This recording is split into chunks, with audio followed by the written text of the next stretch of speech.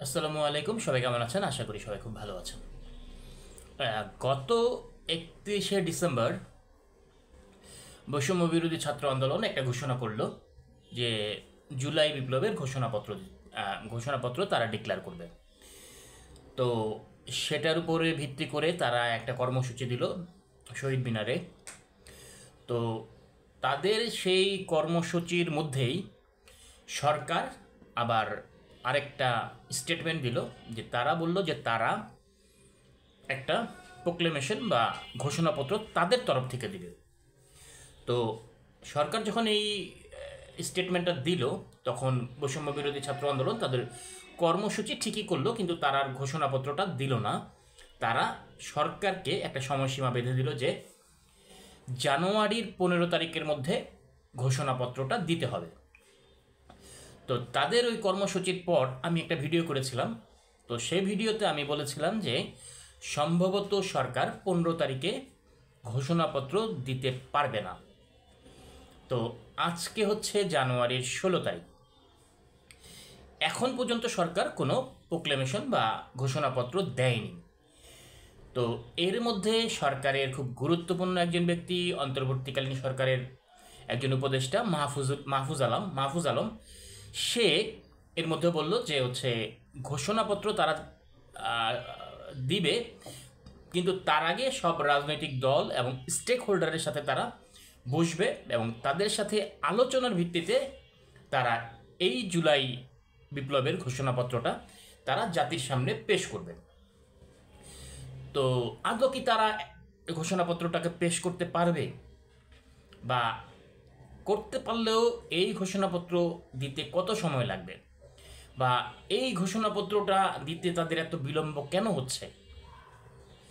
তো এটা বুঝতে হলে আমাদের কিছু জিনিস বুঝতে হবে। যেমন এই ঘোষণাপত্রের মধ্যে অন্যতম 2-3টা দাবি আছে তাদের। যেমন একটা দাবি হচ্ছে 72-এর সংবিধানকে বাদ দিতে হবে, 72-এর সংবিধানকে বাদ দিয়ে নতুন সংবিধান রচনা করতে হবে। তো এই দাবিটা তারা প্রথম থেকেই করে আসছিল, কিন্তু দেশের সবচেয়ে বড় রাজনৈতিক দল বিএনপি সহ অন্যান্য দলগুলো 72-এর সংবিধান বাতিলের পক্ষে তারা নয়। তাদের কথা হচ্ছে যে স্বাধীনতার যুদ্ধের পর 72-এর সংবিধান স্বাধীনতার যুদ্ধের পর মুক্তিযুদ্ধের চেতনায় উজ্জীবিত হয়ে 72-এর সংবিধান রচিত হয়েছে।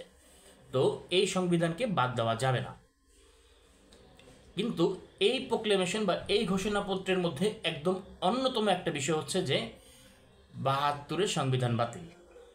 আরেকটা গুরুত্বপূর্ণ বিষয় হচ্ছে যে স্বৈরাচারী শেখ হাসিনা সরকারের বিচার নিশ্চিত করতে হবে, বিচার হইতে হবে।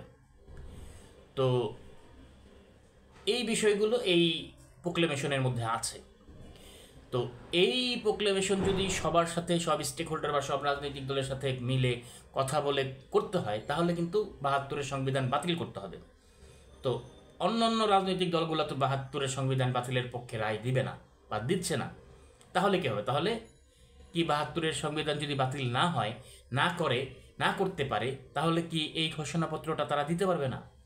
আমার কেন যেন মনে হচ্ছে এই ঘোষণাপত্রটা খুব সহসাই সরকার দিতে পারবে না, কারণ এটা নিয়ে তাদের ভিতরে অনেক সমস্যা আছে। তো ঘোষণাপত্র দেখ বা না দেখ, বা পরে দেখ বা আগে দেখ, এটা নিয়ে আমার কোনো কথা নাই, এটা নিয়ে আমি কোথাও বলতেও চাই না।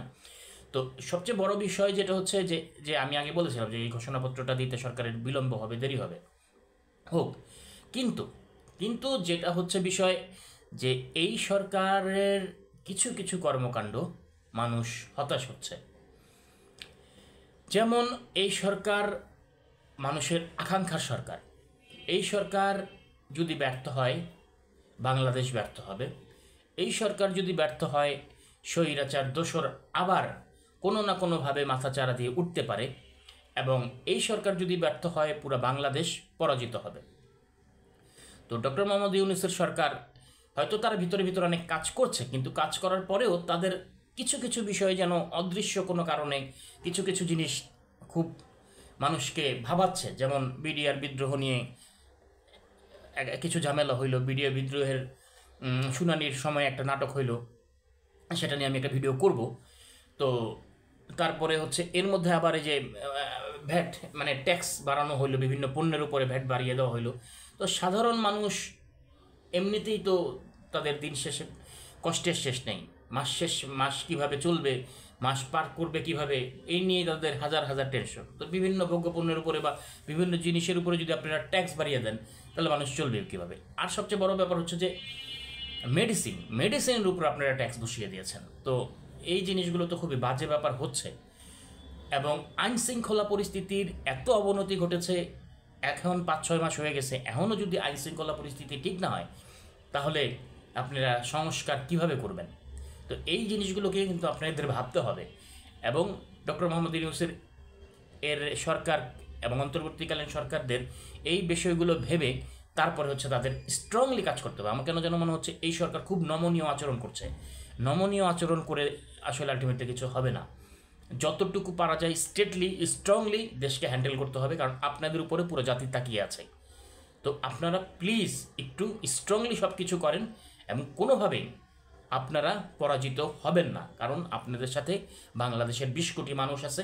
আপনাদের স্ট্রংলি কাজ করতে হবে। আপনারা স্ট্রংলি কাজগুলো করেন এবং কোনোভাবেই আপনারা বিতর্কিত এমন কিছু করবেন না যাতে জাতির কাছে আপনারা বেঈমান হিসাবে আখ্যায়িত হন।